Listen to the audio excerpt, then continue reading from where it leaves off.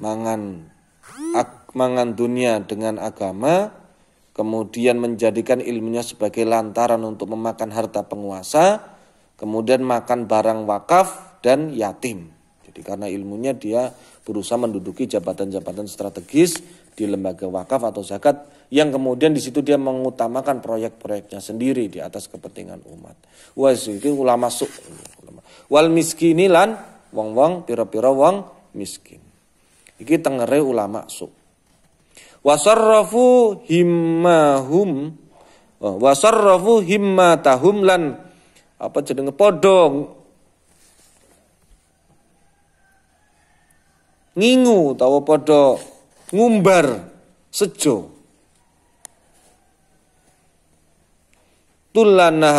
tulanaharihim ing sedawane dinane ulama su ila tolabil jahi marang ngalap malam ngarep pengaruh.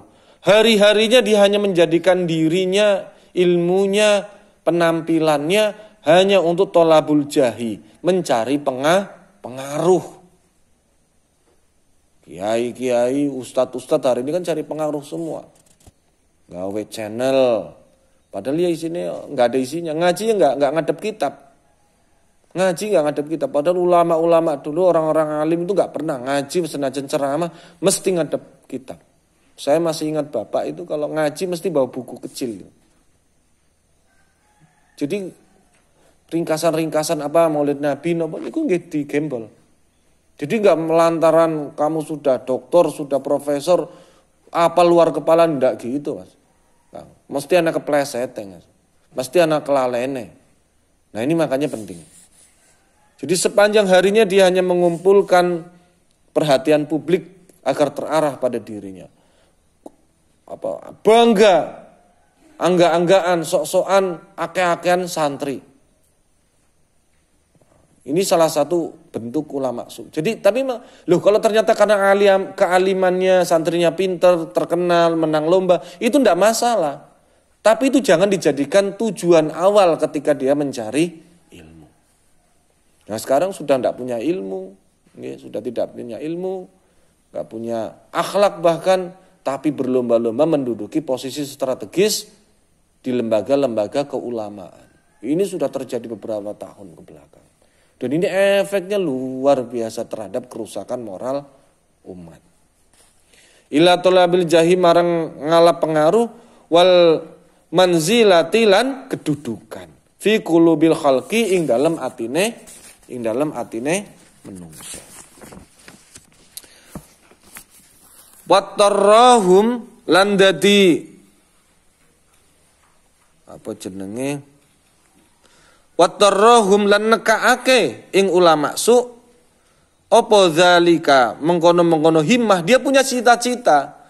Pokok aku ngaji ku tujuane biar saya itu terkenal, wong-wonge pada tunduk maring aku, angger mlaku maring aku ku ngesot, aku njagonge nang kursi kok kabeh pada nang ngisor.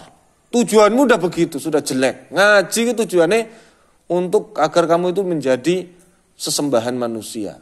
Wah, wis tenger kamu menjadi tetanda, kamu itu menjadi calon ulama su. Ini bahaya. Bahaya. Begitu. Niat loh, wis himmah. Himmah itu berarti wis apa jenenge? Niat banget gitu loh. Niat banget. Kan ada azam, ada himmah ngoten nggih. Ilal miraati marang amrih ketinggal wal mamarati lan para padu. Dan dia himmahnya itu juga ngaji. Itu tujuan awalnya dari niat ngaji itu dari hati kecilnya harus niat. Niat apa? Niat supaya wong iku keton. Menonjol.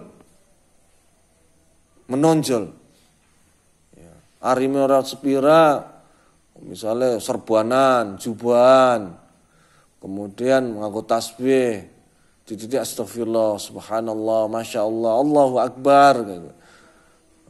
Takoni ilmu, orang ngerti. Buaya halal, kan ada yang begitu. Ngakunya dari Quran, tapi akhirnya buaya halal, cindil halal. Kenapa halal? Karena tidak ada larangannya di dalam Al-Quran. Itu repot. Dan hadis tidak ada larangannya mangan cindil di dalam hadis. Itu bahaya begitu. Kemudian membranding majelisnya, membranding dengan media hari ini luar biasa. Dengan TV, dengan radio. Tujuannya apa ya? Dunia. Dia biar semua orang itu menghadap kepada dirinya. Dan yang kedua adalah wa mamaroti. Lan tujuannya kamu itu belajar ngaji, iku wis niat banget nggo ngapa? Nggo menang debat, Mbak. Maka saya enggak setuju kayak kemarin tujuannya debat calon lurah. Apa yang kalian debatkan, Mbak? Itu pengajian, itu pengabdian nih. Pengabdian, jika Anda menjadi lurah, jika Anda menjadi, itu bukan untuk diperdebatkan. Sebetulnya, makanya kurang rasa-rasa mengisi kuesioner pertanyaan. Tapi ya sudahlah, wong itu kalian menganggap itu penting. Tapi janjani ora. Tidak ada yang harus diperdebatkan dalam pengabdian. Ya, rencana apapun yang melangit tanpa adanya pengabdian yang tulus, kesungguhan, maka itu hanya cuma jadi angan-angan. Penting itu action. Sumpama kalian jadi pemimpin. Jadi para padu niatnya kamu tuh belajar bahasa Arab apa? Ben menang debat bahasa Arab. Belajar bahasa Inggris ben menang debat bahasa Inggris. Kenapa belajar fikih? Agar saya itu menonjol nanti kalau bahsul masail. Wis niat wis jahat. Kenapa? Karena agar kamu itu ben menungsaku wah melihat kamu. Itu bahaya, ngomong itu bahaya. Ulama su. Dan ditambahin lagi wal munaqasati lan apa jenenge jor-joran. Munaqasah itu bisa ujian juga, tapi di sini maknanya munaqasati lan jor-joran fil kalami ing dalem omongan. Kenapa kamu ngaji? Belajar bahasa Arab, tahfidz Quran. Kenapa tahfidz Quran? Ben menang lomba Quran. Nah, tujuannya wis keliru ketahuan. Bahaya. Kemudian jor-joran, mentang-mentang kamu merasa diri kamu alim, merasa kamu tuh orang alim, atau anaknya orang alim, atau keturunan orang soleh, lantas kamu bisa menganggap diri itu boleh ngomong apa, boy. Ngomong apa, boy. Sekarang kan jadi sering sekali begitu, ngomong apa, boy. Wis dengan adanya media sosial itu justru diisi dengan orang-orang sing ngomongnya gue kayak langka aturan, kayak langka pakemnya, kayak langka kayak tidak tersentuh nilai-nilai moral. Medeni wong iku perlu kan mengatasnamakan agama. Medeni. Fil kalami di dalam omongan. Wal mubahati lan agung-agungan. Wa hadza lan utawi ikilah apa jenenge pembahasan. Masalah wa hadza lan utawi ikilah kitab iku alfanu jurusan ilmu. Min ilmi saking ilmu an-nafi'i kang manfaat. Qad jama'na teman-teman wis kumpulake sapa kita hu ing kitab ing ilmu nafi' fi kitab Ihya Ulumuddin ing dalam kitab Ihya Ulumuddin. Jadi Imam sapa jenenge? Imam Ghazali, Imam Abi Hamid Muhammad Al-Ghazali niku mengumpulkan berbagai macam bentuk keilmuan yang bermanfaat itu di dalam kitab yang bernama Kitab Ihya Ulumuddin. Fa in kunta mongko lamun ana sapa sira iku min ahlihi saking golongane ilmu, saking golongane ulama. Wong ahli ilmi berarti kan ulama. Fa khassilhu mongko ngasilake sapa sira wa'malan gawe ana sapa sira utawa nglakonono sapa sira bihi kelawan ilmu nafi'. Tsumma 'allamahu nuli mulangake sapa sira ing ilmu nafi' wad'u ilaihi lan apa jenenge ngajak sapa sira ilahi marang ilmu nafi. Faman mangko utawi sapane wong Paman mengko utawi sapane wong alima kang weruh sapa man apa zalika mengkono-mengkono ilmu nafi' wa amilalan ngelakoni bihi kelawan ilmu nafi'. Summa allamahu nuli apa jenenge mulang sapa man ing ilmu nafi'. Kok ada orang itu jelas ilmu manfaat. Kalian nanti ketika pulang mengetahui ilmu manfaat, kemudian mengamalkan ilmu manfaat dan mengajarkan ilmu manfaat, wada'a lan ngajak-ngajak sapa man ilaihi marang ilmu nafi. Fadzalika mongko utawi mengkono-mengkono man iku yad'u di sini.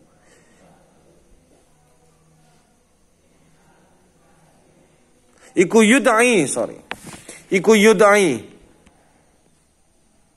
den arani sapa wong aziman wong kang agung fi malakuti ing dalem keraton fi malakuti samawati ing dalem keratone pira-pira langit bisyahadati kelawan persekseni kelawan den sekseni sapa man Isa ing Kanjeng Nabi Isa alaihi kumuko tetep ing atas Kanjeng Nabi Isa assalamu utawi rupa keselamatan. Jadi kok kalian belajar ilmu yang bermanfaat di pesantren ini, kemudian mengetahuinya, menguasai ilmu itu, memahaminya, mengamalkannya dan mengajarkannya, wis jeneng kok kamu itu tergolong orang yang agung derajatnya di sisi Allah. Agung derajatmu di sisi Allah. Dan kamu sangat terkenal sebagai orang yang besar, orang yang agung di aras sana, di alam malakut, alamnya para malaikat. Dan kalian akan dipersaksikan oleh Kanjeng Nabi Isa alaihi salam.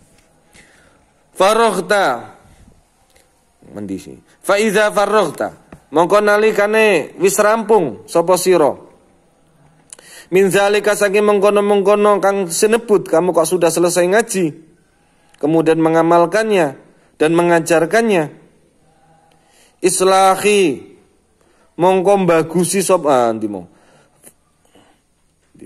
fa iza faraghta mongko nalikane wis rampung sapa sira min zalika saking mengkono-mengkono mazkur kullihi min zalika kullihi saking mengkono-mengkono mazkur kullahu ing sekabehane ilmu manfaat wa faraghtalan wis rampung sapa sira min islahi nafsika saking bagusi awake sira zahiran ing dalem zahira wa batinan ing dalem batine. Ketika kamu sudah memiliki ilmu yang manfaat dan kamu membersihkan dirimu dengan manfaat, nah, maka tugasmu nggak cuma sampai di situ, derajatmu, makomatmu, kedudukan batinmu masih lanjut terus. Intinya kayak gini Mbak, Kang. Suatu saat ketika nanti kalian boyong dari pondok, kok bingung? Yang hal pertama kali harus kalian lakukan adalah ingat apa yang sudah kalian pelajari di pesantren dulu. Walaupun di depan kalian tuh banyak buku, walaupun di depan kalian itu ada internet. Bingung, takon gurumu, takon kiaimu, takon bunyaimu, takon ustadmu. Takon. Jadi walaupun di depanmu ada buku, ada Google gitu. Tetap takon. Terus ketika kamu bingung, ki harap kepriwe, lihat dulu di pondok kiaimu, bunyaimu, guru-gurumu kepriwe. Menyikapi hal seperti itu. Makanya dekat dengan guru itu penting supaya kamu tahu halia harinya. Angger kayak biyen guru kayak gue. Itu aja patokanmu wis pokoke. Enggak usah ragu. Karena gurumu melakukan itu pasti nyontoh guru nih maning. Begitu terus berantai ke atas. Tentang apapun. Mungkin misalnya ngimami, tata cara ngimami, wiridan, nyembelih ayam, terus masalah ngaji, masalah menjawab pertanyaan. Ketika Arab wiridan mujahadah, kamu lihat benar. Kamu nggak usah kepancing. Termasuk misalnya Milih mana kiaimu dengan Rasulullah. Kan sekarang biasa begitu, cuci otak begitu. Milih nyontoh Rasulullah seperti ini, hadisnya bunyinya begini, atau milih kiaimu yang begitu. Nah, itu apa namanya? False logis namanya. Itu salah satu cara untuk mencuci otak. Loh, masalah hadis satu kok dicontohkan dengan kiaimu. Kalau saya jelas milih kiaiku. Kenapa? Kiai saya itu dulu sudah belajar kitab hadis sudah banyak. Hadis misalnya tentang misalnya bab sarung lah, bab isbal, bay. Yang disodorkan cuma satu, di bawah mata kaki neraka, misalnya begitu. Loh, kiaiku kok isbal, kok dia apa namanya di bawah mata kaki. Nah, aku melu kiaiku. Nah, masalah hadis kalau cuma satu itu masih kurang. Cari lagi hadis tentang isbal. Hadis tentang isbal itu banyak, mungkin belasan. Di antara kutub tis'ah, di 9 kitab hadis.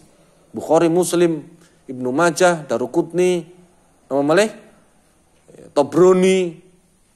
Wah, kutub tis'ah itu 9 kitab hadis yang tersisa. Sementara kalau misalnya hanya satu hadis dibandingkan dengan orang yang sudah mempelajari hadis-hadis itu, dan gurunya pasti, guru saya dulu nyontoh gurunya, begitu terus ke atas. Terus begitu ke atas. Maka lebih valid guru saya. Walaupun dia menampilkan hadis, ini hadisnya sahih, walaupun sahih menurut siapa dulu? Imam Bukhari bisa menyatakan sahih, tapi imam yang lain tidak. Imam Bukhari sahih, Imam Muslim tidak, bisa begitu. Nah, makanya paling aman ini melu guru. Paling amanku melu guru, paling aman wis. Paling bahaya ku ninggal guru. Paling celaka kalau menurut Imam Ali, misalnya menurut Sayyidina Ali, paling celaka itu sinten? Orang yang meninggalkan keyakinan karena omongan wong liya. Wis wong paling apes. Seapes-apese wong sing ninggal keyakinane karena omongane wong liya. Ninggal keyakinan karena omongannya wong liya. Dipaido terus di apa? Dipaido, dikritik, akhirnya kamu apa jenenge? Leleh ya, meleleh. Luntur keyakinan. Wah, wis bodoh banget wong gue. Jangan sampai seperti itu.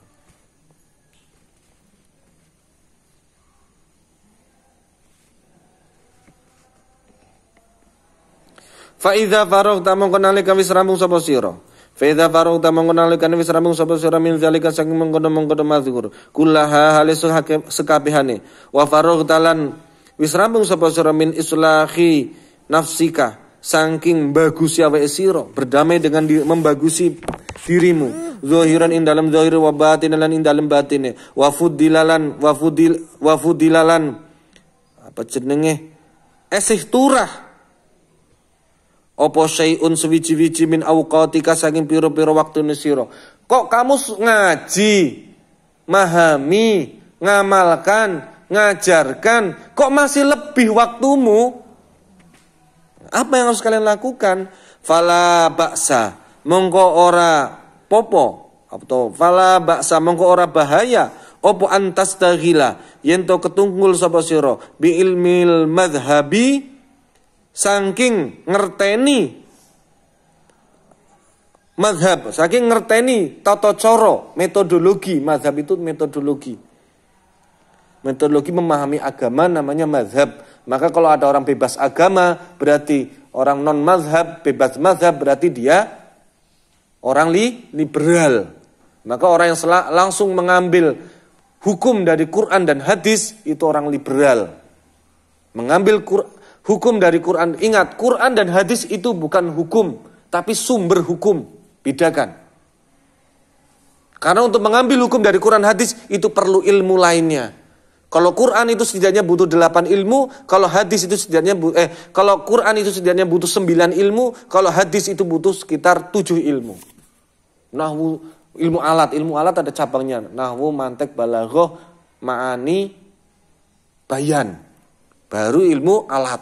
Belum asbabun nuzul, munasabah, kemudian munasabatul Quran, ahkam mutasyabihat, kemudian makiyah madaniyah, tafsir, ada sekitar 8-9 cabang ilmu. Itu untuk ngambil ilmu dari Quran. Kok tiba-tiba ada Quran, kamu lihat terjemahnya, kamu pakai, ya bahaya. Itu kayak wong mangan gabah, loloden mesti. Wongnya atos. Iya, mangan itu sumber kan, gabah kan sumber makanan kita. Mana dolah di situ. Quran hadis itu sumber hukum Islam, bukan hukum. Maka untuk menggali hukumnya butuh ilmu lainnya. Nah, maka orang liberal itu siapa? Orang yang anti mazhab. Dia tidak menggunakan metodologi dalam beragama. Oh, pokoknya apa mau nih Quran? Lo yang kamu baca Quran atau tafsir? Di yang terjemah itu tafsir itu, bukan Quran itu nggak bisa diterjemahkan. Hanya bisa ditafsirkan. Misalnya apa jenenge memaknai alif lam mim aja sampai kiamat orang nggak bisa ini.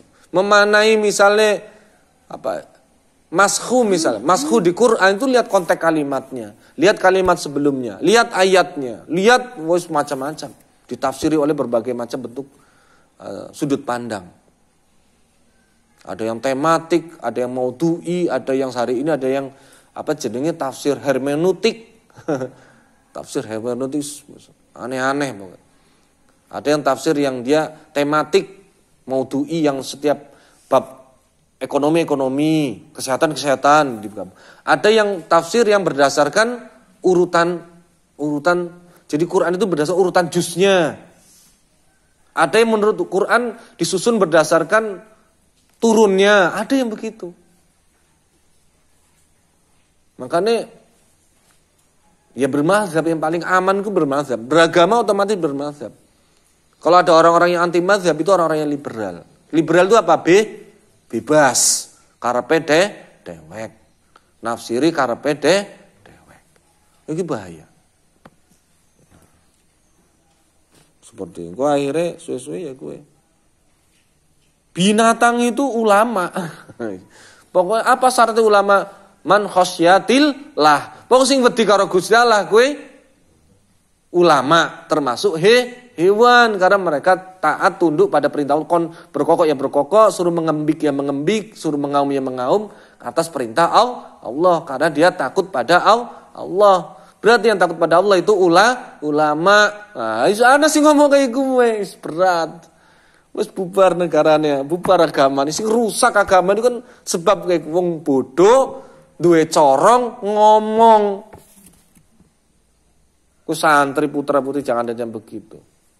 Anggar harap ngomong apa-apa ke di cross check dulu. Ya. Setidaknya punya rujukan. Kalau ada kamu mengatakan sesuatu yang sifatnya kontroversial harus punya rujukan. Menurut si A begini, menurut si B begini. Jadi kamu aman. Secara akademis itu aman. Secara ilmiah itu kamu aman. Ya. Misalnya, alhamdulillah MUI sudah ganti pimpinan, ngoten nggih. Nah, mulai sekarang Muslim boleh menikah dengan non-Muslim.